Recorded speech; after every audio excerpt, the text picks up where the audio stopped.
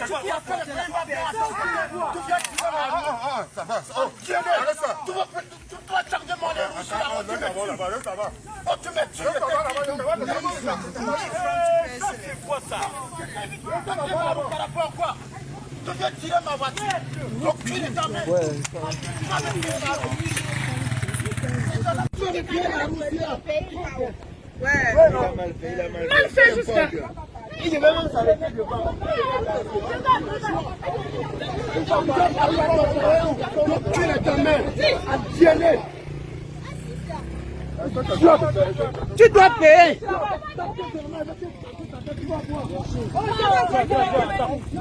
Donc l'âme là est devenu le jouet pour vous. Vous faites quoi comme si c'est vous qui avez le Cameroun. Le Cameroun c'est pour nous tous. Pour 1000 francs. Pour 1000 francs vous payez 2 roues. Et on ne pas dire à vous donner même 5, à vous donner 1000 francs. À vous donner 1000 francs, vous demandez 2000. Vous demandez 2000, oh, qu'il y a d'autres gens devant là. Vous avez aussi vu? Non, on ne s'est pas vu. Vous avez aussi vu? Non. Alors vous me parlez? Non, ce n'est pas à toi, ce n'est pas à toi que je parle. Ce n'est pas à toi, chef. C'est pas ça que vous avez Non, non, excuse-moi, ce n'est pas à toi que je parle. Parce que nous, on était là. On était là.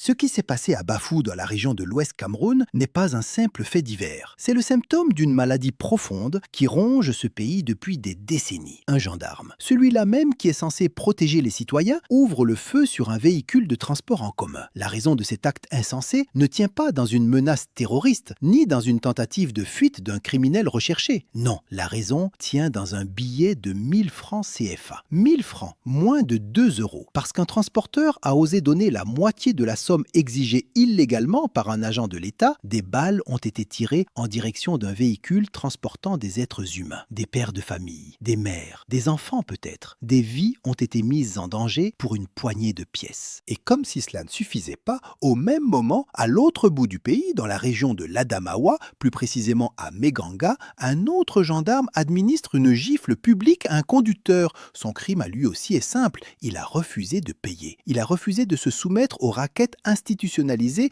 qui gangrènent les routes camerounaises depuis des années. La réponse de l'État, à travers son représentant en uniforme, a été la violence, l'humiliation, le mépris total de la dignité humaine. Ces deux événements, survenus presque simultanément, ne sont pas des cas isolés. Ils sont la manifestation visible d'un système qui a atteint un niveau de pourrissement tel qu'il ne peut plus être dissimulé. Les transporteurs de Meganga sont aujourd'hui en rébellion. Le trafic est paralysé, la colère gronde. Et cette colère, il faut le dire clairement, est légitime. Car combien de fois un citoyen camerounais peut-il accepter d'être dépouillé par ceux qui sont payés avec ses impôts pour le protéger? Combien de fois peut-on courber l'échine avant que celle-ci ne se brise définitivement? Le Cameroun figure régulièrement parmi les pays les plus corrompus de la planète. Ce n'est pas une accusation venue de l'extérieur, ce n'est pas une campagne de dénigrement orchestrée par des puissances étrangères, c'est une réalité que chaque Camerounais vit au quotidien. À chaque contrôle routier, à chaque démarche administrative, à chaque visite dans un hôpital public, à chaque inscription dans une école, partout, la main tendue réclame son dû. Partout, le citoyen doit payer pour obtenir ce à quoi il a droit. Le service public est devenu un commerce privé. L'uniforme est devenu une licence pour extorquer. Mais le plus grave dans tout cela, ce n'est pas l'existence de la corruption. La corruption existe partout dans le monde. Le plus grave, c'est l'impunité totale dont jouissent ceux qui la pratiquent. Ce gendarme de Bafou qui a tiré sur un véhicule civil, sera-t-il réellement sanctionné? Sera-t-il traduit devant la justice? Ou sera-t-il simplement muté dans une autre région où il pourra continuer ses exactions loin des regards? L'histoire récente du Cameroun nous donne malheureusement la réponse.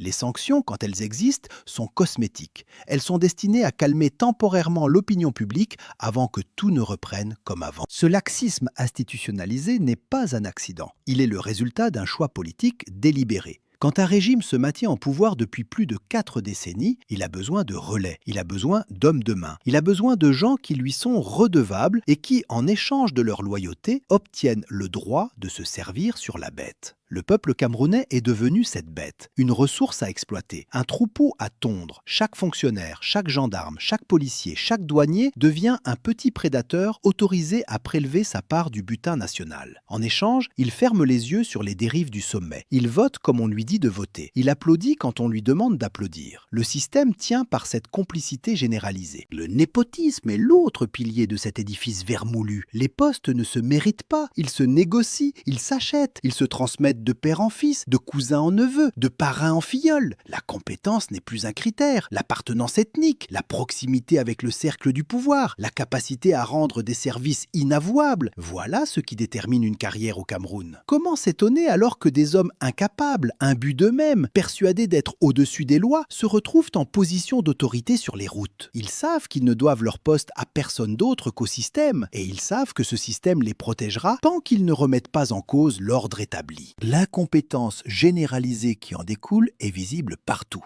Les routes sont défoncées, les hôpitaux manquent de tout, les écoles s'effondrent, l'électricité est un luxe intermittent, l'eau potable reste un rêve pour des millions de Camerounais. Et pendant ce temps, les ressources du pays sont siphonnées par une élite qui vit dans un autre monde. Un monde de villas luxueuses, de véhicules blindés, de voyages en première classe, de soins médicaux à l'étranger. Deux Camerouns coexistent sans jamais se rencontrer.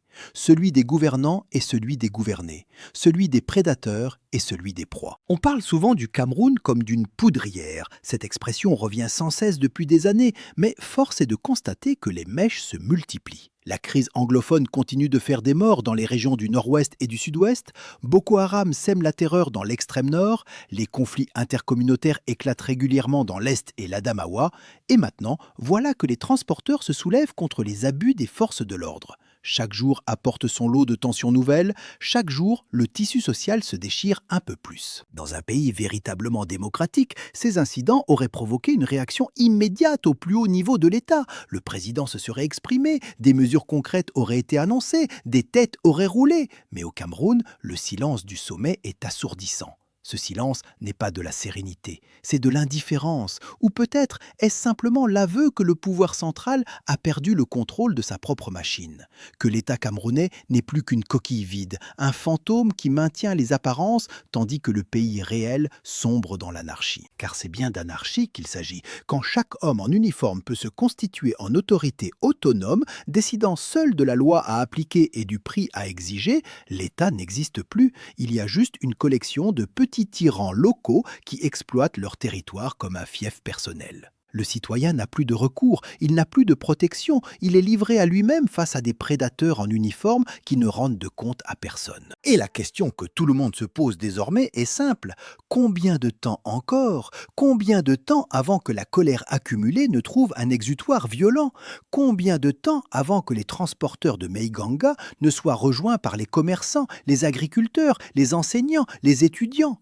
Combien de temps avant que la rue ne décide de reprendre ce que l'État lui a volé? L'histoire nous enseigne que les régimes qui s'accrochent au pouvoir en méprisant leur peuple finissent toujours par tomber. La question n'est jamais de savoir si, mais quand et comment. Le Cameroun d'aujourd'hui ressemble à un bâtiment dont les fondations ont été rongées par les termites. De l'extérieur, la façade tient encore, mais à l'intérieur, tout est creux, tout est fragile. Un choc un peu plus fort que les autres et l'ensemble s'effondrera. Ceux qui sont au pouvoir semblent parier sur leur capacité à maintenir l'édifice debout juste assez longtemps pour terminer leur pillage en paix. Après eux, le déluge. Mais ce déluge, ce sont les générations futures qui le subiront. Ce sont les enfants d'aujourd'hui qui hériteront d'un pays en ruine, d'institutions détruites, d'une économie exsangue, d'un tissu social déchiré. Et ils demanderont des comptes.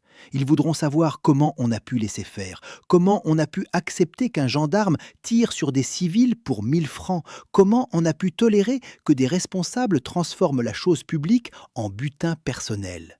Et nous, qui avons été témoins de cette descente aux enfers, nous n'aurons pas de réponse honorable à leur donner. Le Cameroun mérite mieux. Son peuple, travailleur, résilient, inventif malgré tout, mérite mieux que cette gouvernance prédatrice. Mais le temps presse. Si rien n'est fait, si aucun sursaut ne vient interrompre cette spirale mortifère, il ne restera bientôt plus rien à sauver. Le Cameroun, ce pays que l'on appelait autrefois l'Afrique en miniature pour sa diversité et sa richesse, sera devenu le symbole de tout ce qui peut mal tourner quand un État abandonne son peuple.